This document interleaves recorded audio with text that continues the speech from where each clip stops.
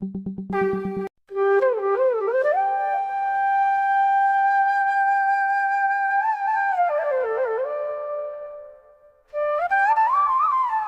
प्रेममय श्री ठाकुर जी के श्री चरणों में मेरा कोटि कोटि प्रणाम। जगदीश्वरी जगपालिनी पुरुषोत्तम अर्धांगिनी प्रणाम तुर्भे नारायणी। परम पूज्यपाद पीतिदेव श्री बरदा के श्री चरणों में कोटि कोटि प्रणाम। आचार्य देव के श्री चरणों में कोटि कोटि प्रणाम। समस्त इष्ट परिवार के श्री चरणों में मेरा कोटि कोटि प्रणाम। यहाँ उपस्थित पंजाधारी दादा, मातृमंडली, छोटे छोटे बच्चों को मेरा यथा योग स्थान पर भक्ति भरा प्रेम भरा जय गुरु। आज बहुत सुंदर मंच है। ये मंच बहुत दिन से आमंत्रित तो कर रहा था मुझे, पर मैं किसी कारणवश मैं ही चूक जा रही थी, नहीं आ पा रही थी। ये मेरा दुर्भाग्य है। खैर, आज सौभाग्य मिला है फिर से इस मंच पे आके मैं कुछ कहूँ, कुछ बोलूँ जो मुझे समझ में आता है, जो मेरे जीवन के साथ घटित हुआ है और मैं कैसे इस वातावरण मुझे कैसे मिला और मैं कैसे यहाँ तक पहुँची, मैं आपको आगे आगे सारी चीज़ें बताऊँगी। इसलिए कहते हैं कबीर दास जी, सदगुरु आवे भेद बतावे, ज्ञान करे उपदेश, कोयला का मैला छूटे जब अग्नि करे प्रवेश। अभी एक ही गाने को आया रे पिए परम दयारा, यही गाने को उन्होंने मराठी में गाया। यही गाना कई भाषाओं में है, लेकिन हम लोग चूंकि एक सुर में सुरबद्ध हैं। हमारा सुर क्या है? एक सुर हमारा यही है कि परम पिता हमारे परमेश्वर, हमारे श्री ठाकुर अनुकूल चंद्र जी, जिनके तार से हम सभी के तार जुड़े हैं, इसलिए एक सुर में ये गाना गुथा हुआ है। चाहे कोई भाषा में हो, चाहे कोई भी लिरिक्स हो, कोई भी शब्द हो, लेकिन ये हमारी पकड़ में आ ही जाता है, क्योंकि हमारे सबके तार एक ही तार में जुड़े हुए हैं। तो मैं कह रही थी कि सदगुरु आवे भेद बतावे, ज्ञान करे उपदेश, कोयला का मैला छूटे जब अग्नि करे प्रवेश। ये मैला ही तो छूटा है हम लोगों में, आप में, हम सभी में। और ये मैला छूटना आरंभ हुआ है कोरोना पीरियड से। मुझे जहाँ तक मुझे समझ में आती है कि ये मैला का छूटने का जो सिलसिला आरंभ हुआ, मैला पहले भी छूटता था, लेकिन ये जो मैला जो कोरोना पीरियड से हम लोग छुड़ाने लग गए। कैसे छुड़ाने लग गए? कहते हैं ना, जब कोयला को आग में तपाया जाता है तो कोयला का कालापन चला जाता है। उसी तरह हमारे जीवन में भी जब सदगुरु का प्रवेश हो गया, सदगुरु की बातें हो रही, कितनी सारी बातें हम लोग नहीं जानते थे, लेकिन अब धीरे धीरे हम लोग बहुत सारी चीज़ें जान रहे हैं, बहुत सारी चीज़ें देख रहे हैं, देख के समझ रहे हैं। पहले सुन के समझते थे, अब देख के समझ रहे हैं। तो हमारे जीवन में बिल्कुल कोयले की भांति हमारा जीवन भी बदल रहा है। हमारा भी शरीर के जो बनावट है, शरीर की भाषा, बोली, रहन सहन, आचार विचार, आप लोग अपनी आत्म समीक्षा करेंगे तो पाएंगे खुद में खुद परिवर्तन दिखता है। मुझे भी खुद में खुद परिवर्तन दिखता है। एक समय मैं थोड़ा सा, जैसे कहते हैं ना, man is my income and love is my expenditure, लेकिन हम लोगों ने उसको क्या कर दिया है, money is my income and ego is my expenditure. अहंकार हमारा व्यय है और पैसा हमारी आमदनी है। यही कारण है कि हम लोग बच्चों को शुरू से ही, अभी बच्चा पैदा ही नहीं होता है, उसके लिए स्कूल छानने लगते हैं, उसके लिए स्कूल देखने लगते हैं। अभी से इसका रजिस्ट्रेशन हो जाए तो ये बच्चा कालांतर में खूब इंग्लिश बोलेगा और पैसे छापने की मशीन बनेगा। मशीन तो पैसे छापने की वो बनी जाएगा, लेकिन फिर बाद में ये ना कहिएगा कि मेरा बच्चा बुढ़ापे में हमारा सहारा नहीं बना। हमने जो चाहा वो बच्चा हो गया, हमने चाहा वो मशीन से पैसा छापे, वो छापता ही रहे। मैं तो, मेरा सौभाग्य नहीं है कि मैं ठाकुर जी को देख पाऊँ। मैंने प्रधानाचार्य का संग भी किया, आचार्य देव का संग किया, वर्तमान आचार्य देव का संग भी कर रही हूँ। और ठाकुर जी का संग मैं नहीं की, लेकिन मेरे पिताजी ठाकुर जी का संग किए, मेरे भैया लोग किए। तो हम लोग उनकी बातों से, उनकी आँखों से, चाहे सत्संग में जो हमारे बड़े बुजुर्ग हैं जो ठाकुर जी का सानिध्य किए हैं, उनके माध्यम से हम लोग ठाकुर जी को समझ रहे हैं, देख रहे हैं। जिन्होंने देखा वो ठाकुर जी को मान रहे हैं, कोई बड़ी बात नहीं। पर हम जैसे लोग जिन्होंने ठाकुर जी को देखा नहीं, ठाकुर जी को उनका सशरीर नहीं देखा, लेकिन अभी के लोग जो ठाकुर जी को लेके चल रहे हैं, ठाकुर जी को मान रहे हैं, बहुत बड़ी बात है। एक बार की बात है, हमारे जो ठाकुर जी गए थे जगन्नाथपुरी। जगन्नाथपुरी में ठाकुर जी की इच्छा हुई कि आज मैं जगन्नाथ जी का दर्शन करूंगा। तो जगन्नाथ जी का दर्शन करने के लिए ठाकुर जी सुभाष चंद्र बोस की पिताजी को, जानकी बसु को साथ लेके गए जगन्नाथ जी का दर्शन करने। अपूर्व लीला की बात मैं बता रही हूँ, जो मैं सुनी हूँ, पढ़ी हूँ मैं आप लोगों के, क्योंकि मैं ठाकुर जी को देखी नहीं थी, उनकी बातें सुनती हूँ पिताजी के माध्यम से और भाइयों के माध्यम से, आप सभी के माध्यम से। तो वहाँ जानकी बसु ठाकुर जी को लेके जगन्नाथ जी के मंदिर पहुँचे। ठाकुर जी, जगन्नाथ जी का पट खुला, ठाकुर जी जगन्नाथ जी को देख रहे हैं। और जगन्नाथ जी की आजकल एक गाना आया है ना, जगन्नाथ चक्का नैन नीलाचल वाले, तू न संभाले तो हमें कौन संभाले। ये गाना आजकल बहुत ट्रेंडिंग में है, मुझे भी ये गाना बहुत पसंद है, बहुत अच्छा लगता है। तो ठाकुर जी भी ऐसे जगन्नाथ जी चक्का नैन वाले का दर्शन करने जब जाते हैं तो जानकी बसुदा कहते हैं, जो हमारे उनके सुभाष चंद्र बोस के पिताश्री हैं, वो देख कहते हैं कि ठाकुर जी का मतलब होठ हिल रहा है, बुदबुदा रहे हैं, और वो बुदबुदा रहे हैं। एक बार मैं ठाकुर जी का होठ देख रहा हूँ और एक बार जगन्नाथ जी का होठ देख रहा हूँ। जगन्नाथ जी के होठ में भी कंपन हो रहा है और ठाकुर जी न जाने किस भाषा में बुदबुदा रहे थे, मुझे समझ में नहीं आ रहा था। और जगन्नाथ जी के भी होठ लगातार हिल रहे थे। कहते मैं ये लीला देख ही रहा था, इतने में ठाकुर जी का बुदबुदाना बंद हो गया और जगन्नाथ जी का होठ हिलना बंद हो गया।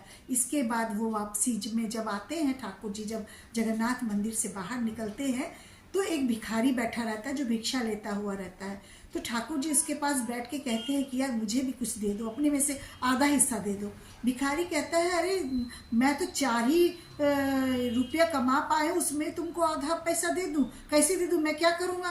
ठाकुर जी बोले नहीं नहीं, कोई भी किसी भी तरह तुम 1 रुपया तुमको दे दो। अब वो भिखारी लगातार हठ कर रहा था, मैं नहीं दे सकता हूँ, और ठाकुर जी गिड़गिड़ा रहे थे। ये सुभाष चंद्र बोस जी के पिताजी जानकी बसु को कतई नामंजूर नहीं था कि हमारे ठाकुर जी पुरुषोत्तम एक बैठे हैं और एक भिखारी के सामने गिड़गिड़ा रहे हैं। बहुत अफसोस कर रहे थे कि पता नहीं कैसे आज ठाकुर जी हो गए हैं कि ये गिड़गिड़ा रहे भिखारी के सामने। ठाकुर जी गिड़गिड़ाते रहे। भिखारी अंत में कहते ना, जब आदमी उब जाता है तो कहते ले तू 1 रुपया ले ही ले और तू मेरा पीछा छोड़। ऐसे ही ठाकुर जी को उन्होंने 1 रुपया दे दिया और पीछा ठाकुर जी घर चले गए। घर पहुँचे तो जो जानकी बसु थे वो बैरिस्टर थे। तो उन्होंने जाके ठाकुर जी की माता मनमोहिनी को कहते हैं कि माँ मुझे बिल्कुल भी अच्छा नहीं लगा कि ठाकुर जी, एक बैरिस्टर में खड़ा हूँ, मेरे पास किस चीज़ की कमी है, लेकिन ठाकुर जी न जाने उस भिखारी के पीछे क्यों पड़े थे, 1 रुपया मांग रहे थे। जब भिखारी ने उनको 1 रुपया दिया तब ठाकुर जी बोले जाओ मेरा काम हो गया, अब मेरा काम बन गया, तुम्हारा भी काम बन गया। किसी को समझ में नहीं आया पुरुषोत्तम की बातें। कहते हैं ना, पुरुषोत्तम आते हैं तो हमको समझ में नहीं आता है, जब वो चले जाते हैं तब उनकी बातों को लेके हम समझते हैं। उनको देखने के लिए मंदिर जाते हैं, मस्जिद जाते हैं, गिरजाघर जाते हैं, लेकिन जब वो सामने आ जाते हैं तो उनको समझना मुश्किल हो जाता है। तो बैरिस्टर दादा कह रहे हैं, जानकी बसु दादा, कि मुझे समझ में नहीं आया कि क्यों 1 रुपये के लिए गिड़गिड़ा रहा था। मैं तो बैरिस्टर हूँ, मेरे पास तो कोई चीज़ की कमी नहीं है, मैं इसको तो बहुत पैसा दे सकता हूँ। तो माता मनमोहिनी ने भी झिड़कते हुए, तो समझ ही रही थी अपने बेटे को, लेकिन झिड़कते हुए कहा कि तुम्हारी डिग्निटी के खिलाफ था ये, तुमने क्यों गिड़गिड़ाया, तुम क्यों भिखारी से पैसे मांग रहे हैं। ठाकुर जी बोले मेरा काम हो गया। उसके बाद जब बैरिस्टर साहेब ठाकुर जी से पूछते हैं, ठाकुर आपने ये क्यों काम किया, इतना गिरी हरकत क्यों की, मुझे बहुत शर्म आ रही थी कि आप मेरे से क्यों नहीं मांग रहे थे, आप वहाँ क्यों मांग रहे थे भिखारी से। तो ठाकुर बोले एक बार तुम जगन्नाथ मंदिर जाओ और पता करो कि वो भिखारी भीख मांग रहा है कि नहीं, आज के बाद वो भिक्षा नहीं मांगेगा। उनको बहुत आश्चर्य हुआ कि ठाकुर जी क्या बोल रहे हैं, पुरुषोत्तम के साथ रहते तो हम लोग हैं, लेकिन उनकी लीला बाद में समझ में आती है। तो जानकी बसु फिर मंदिर गए, पता चला कि वो भिक्षा नहीं मांगने आया है, उसने भिक्षा छोड़ दी। ठाकुर जी से आके बोले कि वो भिखारी नहीं था और मैंने सुना कि उन्होंने भिक्षा मांगना छोड़ दिया। ठाकुर जी बोले बस यही तो मुझसे जगन्नाथ जी ने यही बात तो बोली कि एक भिखारी जो 7 पीढ़ियों से यहाँ भिक्षा मांग रहा है, वो भिक्षा मांग रहा है 7 पीढ़ी से, लेकिन अभी तक वो भिखारी ही बना हुआ है।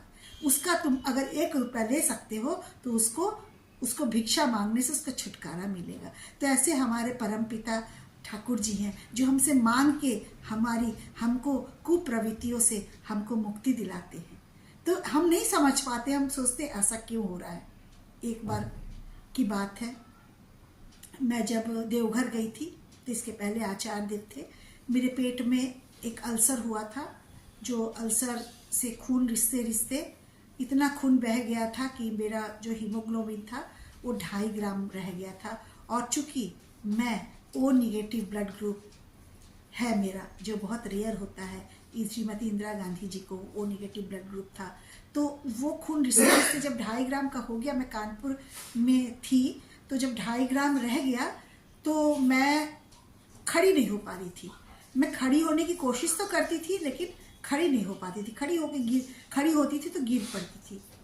उस समय हमारे लखनऊ में हमारे वर्तमान आचार्य देव आए हुए थे लखनऊ में, और वो कुछ दीक्षा पत्र काम के लिए आए थे, कोई उत्सव था, वहाँ हम लोगों को जाना था और सुबह हम लोग जाने की तैयारी में भी थे। लेकिन मैं जब खड़ी होकर वॉशरूम जाने लगी तो मैं गिर गई, लेकिन मुझे ये समझ में नहीं आया कि मुझे हो क्या रहा है, क्यों मैं गिर पड़ रही हूँ, और मेरा शरीर का रंग जो था वो पीला पड़ता जा रहा था। तो मुझे लगा कि मेरा शुगर या तो हाई हो गया है या तो लो हो गया है। लो में हम क्या करते हैं, खूब शक्कर खाते हैं, और हाई में तो कोई उपाय नहीं है। लेकिन मुझे ऐसा लग रहा था कि मेरा लो हो गया है। तो मैं एक डॉक्टर जो भारद्वाज, जो कार्डियोलॉजी के डॉक्टर थे, उनको मैं फ़ोन करती हूँ, उनसे मेरी अच्छी पहचान थी कि मेरा शुगर लो हो गया है। तो वो कहते, मेरी बात सुन के वो सोची कि इसने ग्लूकोमीटर से हो सकता नपवाया है तो इसका शुगर लो हो गया है, तो वहीं से कहते हैं कि तुम ग्लूकोज चढ़वाओ। मैं ग्लूकोज चढ़वाने के लिए ढूंढने लगी कंपाउंडर, लेकिन खैर नहीं मिला, कंपाउंडर नहीं मिला, ग्लूकोज मेरा नहीं चढ़ा। फिर मैं अपने पतिदेव को फ़ोन करती हूँ कि मेरा ऐसा ऐसा है, मैं खड़ी नहीं हो पा रही हूँ, खड़ी होते ही गिर पड़ती हूँ और मुझे लखनऊ भी जाना है, लेकिन मैं नहीं जा पा रही हूँ, कम से कम आप चले जाएं, नहीं तो आचार्य देव क्या कहेंगे कि ममता को पता नहीं क्या हो गया है, ये लोग का कोई परिवार ही नहीं आया। मैं ये सोची थी कि हम मानव जो है ना बहुत कुछ सोचते हैं, उस समय हम भूल जाते हैं कि हमारे परम पिता, हमारे जो आचार्य देव अंतर्यामी है। इसलिए कहते हैं इष्ट गुरु पुरुषोत्तम, प्रतीक गुरु वंशधर, रेत शरीर में सुप्त रहकर जीवंत रहते निरंतर। ये बातें तो मैं आपसे कह रही हूँ और मैं जोर जोर से भी कहती हूँ, झंझट तूफान जितना भी आए मन में रखना जोर, माथे पे तेरे दयाल ठाकुर क्या चिंता तेरी हो। इष्ट में रखो भक्ति अटूट, शक्ति पाओगे मन में, रंग दो स्वभाव उनके रंग में, पड़ोगे नहीं दुख में। ये सारी बातें कहने की है, लेकिन जब कर्म क्षेत्र में हम उतरते हैं, जब ग्राउंड लेवल पे हम आते हैं, तो हमारा विश्वास जो है, झंझट तूफान जितना भी आए मन में रखना जोर, ये बातें कमज़ोर पड़ जाती है और हम डगमगा जाते हैं। उस तरह हम नहीं समझ पा रहे थे कि अंतर्यामी है, वो तो सब समझ रहे हैं। लेकिन मैं अपने पति को लगातार कह रही थी कि आप चले जाइए, मैं तो गिर पड़ के ठीक हो जाऊंगी। लेकिन मेरे पति थे जो बहुत गहरी विश्वास रखते हैं। कहने को मैं बचपन से सत्संगी हूँ, लेकिन गंभीर विश्वास उन्हीं का मैं देखती हूँ। कभी उनका विश्वास जगमगाता नहीं है। उन्होंने मेरे से कहा कि हमारे प्रिंसिपल जो हैं मुझे जाने नहीं देंगे। मैं बोली प्रिंसिपल की ऐसी की तैसी, आप जाइए, कम से कम कोई तो जाए हमारे घर से। लेकिन मेरे पतिदेव कहते हैं अगर प्रिंसिपल हमसे कह रहे हैं कि नहीं जाना है, इसमें भी ठाकुर जी की मर्जी है, ठाकुर जी ही बुलवा रहे हैं। सही बात है, कितना कमज़ोर मैं पड़ गई थी कि विश्वास मेरा डगमगा रहा था। खैर जैसे तैसे वो घर आए कुछ क्षण के लिए और मुझे अस्पताल लेके गए। यहाँ के जो बहुत प्रत्यक्षदर्शी है वो बता रहे थे, मैं तो उस समय होश में नहीं थी, लेकिन प्रत्यक्षदर्शी कह रहे थे कि बिल्कुल शरीर पीला पड़ गया था और मेरा जो क्रिटिनिन है वो बढ़ गया था, हार्ट का वो प्रॉब्लम चढ़ गया था, मतलब सारी चीज़ें डिसबैलेंस हो गई थी। कहते हैं ना, एक चीज़ बीमारी घुसती है तो डिसबैलेंस हो जाती है, क्योंकि वो निगेटिव ब्लड ग्रुप मिल ही नहीं रहा था। तो मैं इस बात को तो आप लोगों के समझ जिक्र की हूँ। मैं ये कह रही थी जब अल्सर से मेरा ब्लड ग्रुप जब इतना घट गया तो मुझे बहुत परेशानी हुई। खैर परम पिता की इच्छा से, उनकी कहते हैं ना, मेरे पिताजी हमेशा कहते थे कि उनकी इच्छा के बिना एक पत्ता भी नहीं हिलता है। इस बात को मैं समझ पाई उस दिन कि सही में उनकी इच्छा के बगैर एक पत्ता भी नहीं हिलता है। और मेरा इलाज हुआ और ठाकुर जी पता नहीं कहाँ से ब्लड ग्रुप लेके आए। जब मेरे पतिदेव ने कहा, ठाकुर तुम कहते हो कहाँ रहते हो, तुम तो एक भक्त को जब हरनंदन दा पूछे थे कि ठाकुर आप आते हो भक्तों के बुलाने पे, तो ठाकुर जी बोले, yes Harinandan, when you call me I hear you, you shout, when you shout when you shout I hear you, when you call I appear with you। तो ठाकुर हरिनंदन दा बोलते हैं, वो हरिनंदन दा को हिंदी में मैं इसको बताऊं कि जब तुम चिल्ला के बुलाते हो तो मैं सुनता हूँ, जब तुम बुलाते हो तो मैं आता भी हूँ। तो मैं तो वो बोले why with, why not before, साथ में क्यों, पहले क्यों नहीं आते हो। तो ठाकुर जी बोले, अरे पगले मैं पहले भी आता हूँ, ज़रूरत पड़ेगी तो मैं पहले भी आऊँगा। ये बातें मेरे पति प्रश्न चिन्ह ठाकुर जी पर लगा रहे थे। उस समय मेरी स्थिति इतनी डगमग थी कि डॉक्टर ने कह दिया था कि अब आप शमशान घाट ले जाने की तैयारी कीजिए। जिसको इतना कह दिया जाता है उसका विश्वास अडिग रखना। अगर अडिग विश्वास उस समय भी है तो निश्चित तौर पर उनका चल रहा है जो नाम ध्यान ज्ञान पाठ जो है। अगर हमारा विश्वास डगमगा जाता है, उस लेवल का विश्वास होना बहुत बड़ी बात है। खैर, हमें जो खून मिलना था वो मिल गया। कहाँ से आया इसको मैं पहले भी बता चुकी हूँ, लेकिन मैं इसका जिक्र कर रही थी कि जब आचार्य देव को मेरे भैया ने ये बात कही कि ममता को ऐसे ऐसे हुआ है, उसका अल्सर जो है वो फट के खून रिश्ते रिश्ते 2.5 ग्राम हो गया है, तो आचार्य देव क्या कहते हैं दा भैया को कि आप ममता को घर बुला लो। तो जब मेरे भैया फ़ोन करते हैं, कहते हैं कि यहाँ पर ले आइए, सुनील जी मेरे पतिदेव को कहते हैं ममता को यहाँ पहुँचा दीजिए। तो उस समय मेरी माँ को भी पेस मेकर लगा था। तो मैं कहती हूँ कि भाभी मम्मी को संभालेगी कि मुझे संभालेगी। तो मेरी भाभी कहती है कि दोनों को मैं संभाल लूँगी। ये परम पिता से जुड़े रहने पर ऐसा परिवार मिलता है।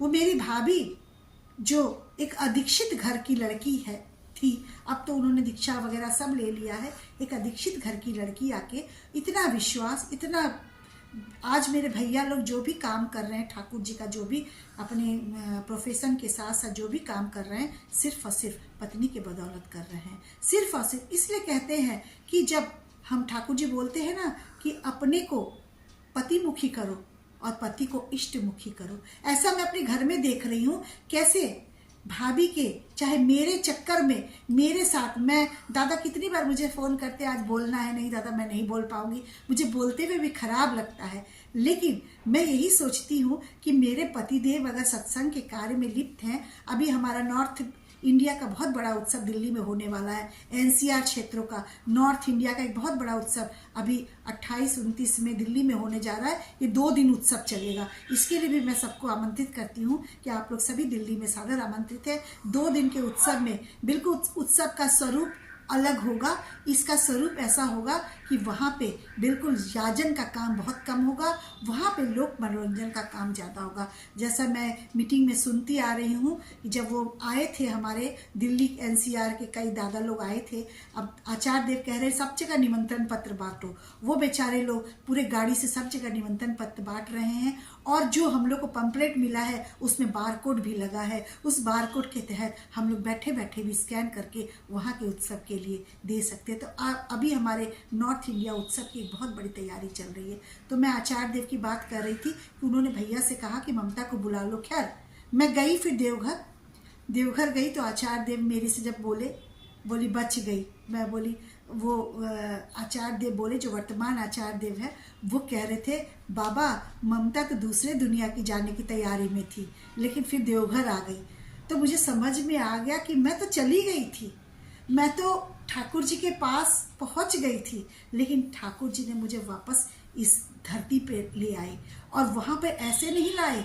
डॉक्टर तो कह दिए कि नहीं बची नहीं है, मर गई है, आप वो तैयारी कीजिए। लेकिन कहाँ से मेरे दोनों भैया मैं क्या बताऊँ, वो मेरे भैया हैं, तारीफ मैं करूँगी यूं ही नहीं करूँगी। जहाँ थे वहाँ के वहाँ, कोई प्लेन से आ रहा है, कोई बड़े वाले भैया जो मेरे स्किन के डॉक्टर है इलाहाबाद में, वो तुरंत बस पकड़े, आचार्य देव बोले, अनाउंसमेंट कराए वहाँ पर लखनऊ में कि पंकज साहब जहाँ भी हैं तुरंत कानपुर पहुँचिए लीजिए ममता की स्थिति ठीक नहीं है। मेरे भैया भगवान बन के आए और डॉक्टर से बोले, वो खुद डॉक्टर है, डॉक्टर कह रहा था पल्स ही नहीं है, लेकिन मेरे भैया बोले इसके पैर में पल्स चल रहा है, कहीं पल्स धक धक धक धक पैर में, हाथ का तो पल्स ही नहीं काम कर रहा था। मेरे भैया बोले पैर के जो पल्स चल रहा है उसमें ब्लड लगाइए। वो जैसे ही ब्लड लगा मैं उठ के खड़ी हो गई। तो मैं ये कह रही हूँ कि जब एक आचार्य, एक ठाकुर, एक पुरुषोत्तम के शरण में हम आ जाते हैं तो हमारा पूरा काया पलट हो जाता है, पूरा हमारा जिंदगी बदल जाता है। और हमको तो जो दुख आना है वो तो आता ही है, लेकिन इस दुख की घड़ी में हम लोग क्या करते हैं, हम लोग बच के निकल जाते हैं। कोरोना पीरियड में हम लोगों को बचने का सहारा यही ऑनलाइन सत्संगी तो था। आज आचार्य देव बैठे हैं अपनी जगह पे, नाट मंडप पे, वहां पे बैठ जाइए तो आपको अपनी समस्या का सारा समाधान मिल जाएगा।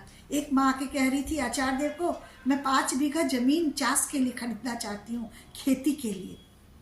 तो आचार्य देव कहते हैं खेती के लिए तो खरीद लो, लेकिन उसको खेती करवाने के लिए मनुष्य नहीं मिलेगा।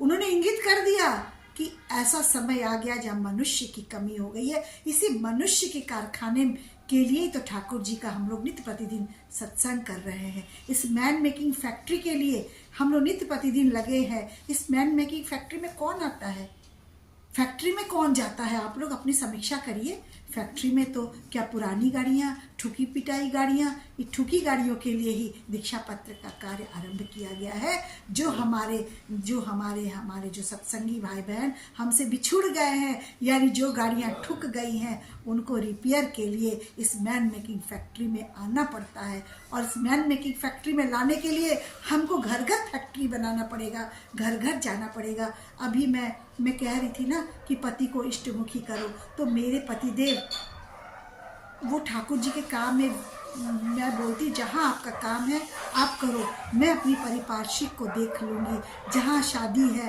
कहाँ क्या है, मैं ये सब देख लूँगी, लेकिन आप अपना जो ठाकुर जी का काम है उसको आप करते रहो। तो हम बैठे बैठे ये काम तो कर ही सकते हैं। हमारे सत्संग में माँ लोगों की संख्या बहुत ज़्यादा होती है और दादा लोगों की संख्या कम रहती है। इसके जिम्मेवार शायद कहीं ना कहीं हम ही माँ लोग हैं, जो अपने पति को हर काम तो करवा लेते हैं।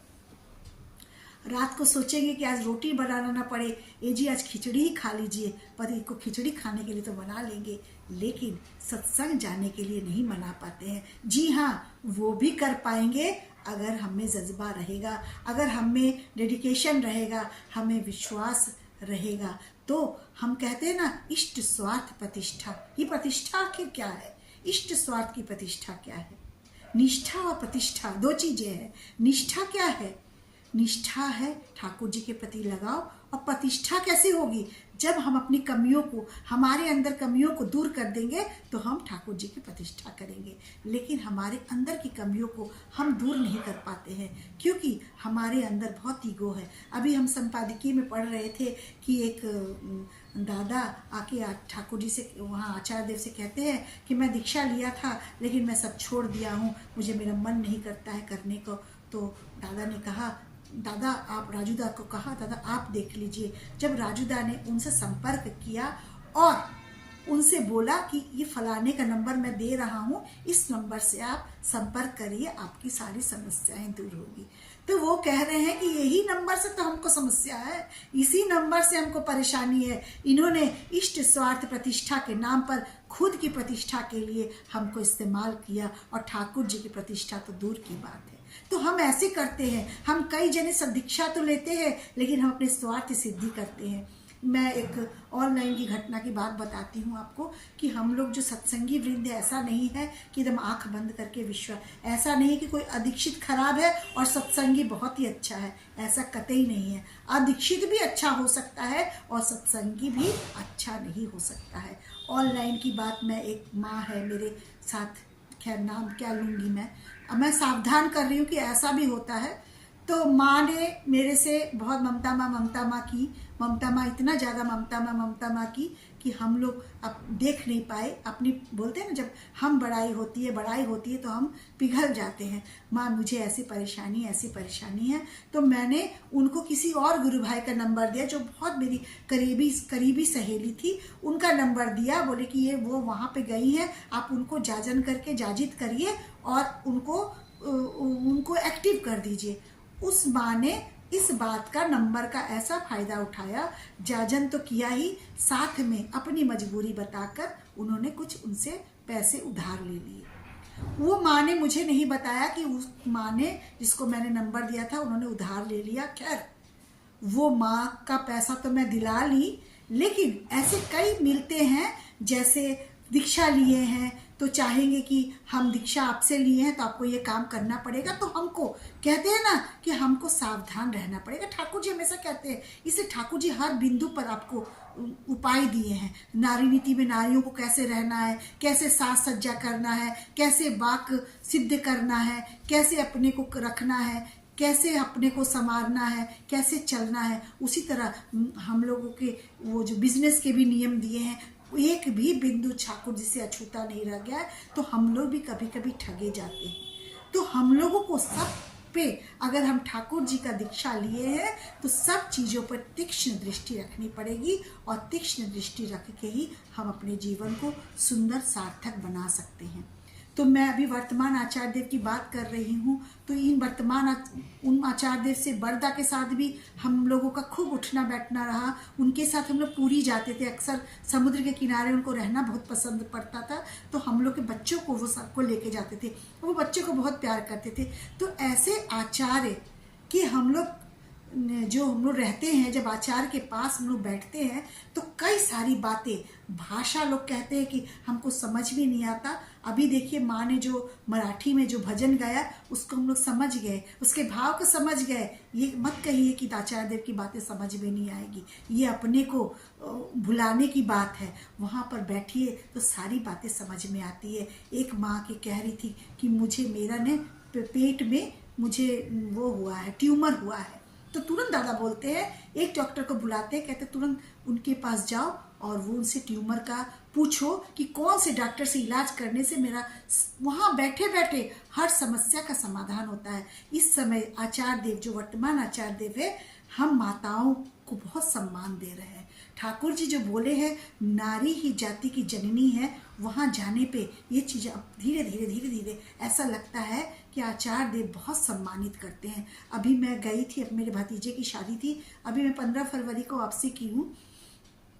तो मैं अपने जो भतीजे की बहू है उसको लेके जब मैं दर्शन कराने आचार्य देव के पास जाती हूँ, तो हम लोग बिहारी हैं, तो हम लोग नई बहू को थोड़ा चुन्नी उन्नी से थोड़ा ज़्यादा ढक देते हैं, ज़्यादा घूंघट कर देते हैं। तो वैसे ही हम लोग लेके गए आचार्य देव के पास। तो आचार्य देव को जब उन्होंने प्रणाम किया तो मैं आचार्य देव से ऐसी बोली, खड़ी हो गई। मैं बोली दादा एक फ़ोटो खींचेंगे। दादा बोली क्या फ़ोटो खींचना, उसका तो तुमने मुँह ही ऐसा ढक दिया है, वो कुछ दिखाई नहीं दे रही है, इसका फ़ोटो बाद में खिंचाएगा। खैर फिर भी दादा ने कहा, एक असीमदा है, उनसे बोला कि चलो फ़ोटो खींच के इसको भेज देना मधु के व्हाट्सएप पे। और मेरी जो बहू है उसको कह रहे हैं कभी तुम डरना नहीं, कभी दबना नहीं, तुम भी साथ साथ जितना वो लड़े उससे भी ज़्यादा तुम लड़ना। और मैं जब इस बार प्रार्थना में जब गई थी, बैठी थी, तो मैं वहाँ जाके देखती हूँ कि वो जो महिला गार्ड हैं, जब आचार्य देव आते हैं तो पहले देखते होंगे कि जब आचार्य देव प्रार्थना में आते थे तो सारी महिलाएं उठ के खड़ी हो जाती थी। लेकिन इधर हमेशा नियम देखिए बदलता है। इधर मैं इस बार जब गई, अभी 15 फरवरी से पहले की बात मैं कह रही हूँ, तो जो गार्ड थी, लेडीज़ गार्ड, वो कह रही थी कि आचार्य देव का निर्देश है कि आचार्य देव आए तो एक भी महिला खड़ी ना होए।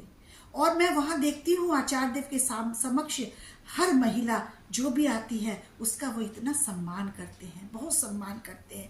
आज ये समझ में आता है आज के दिन में कि जो हम लोग पढ़ते थे नारी ही जाति की जननी है, ये समझ में आता है कि सही में हम में बहुत पावर है, हम शक्तिशाली है, हम शक्ति रूप में है, हम ना जाने मातृ रूप में है, हम ना जाने कितने रूप में है। इसीलिए कहते हैं कि या देवी सर्वभूतेषु शक्ति रूपेण संस्थिता मातृरूपेण संस्थिता, नमस्तस्यै नमस्तस्यै नमस्तस्यै नमो नमः।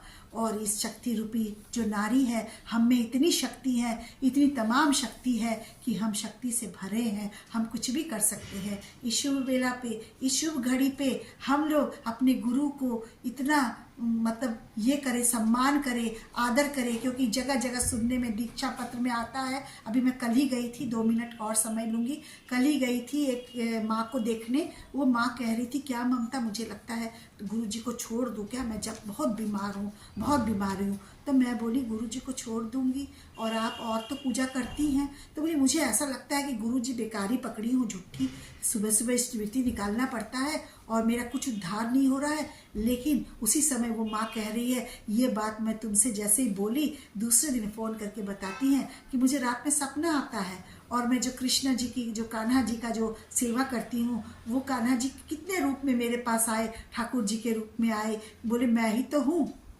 तो ठाकुर जी दीक्षा पत्र वर्क हम नहीं कर रहे हैं, खुद ठाकुर जी कर रहे हैं और करवा दे रहे हैं। बस हमको एक कदम आगे बढ़ना है। और देखिए, दीक्षा पत्रकार होगा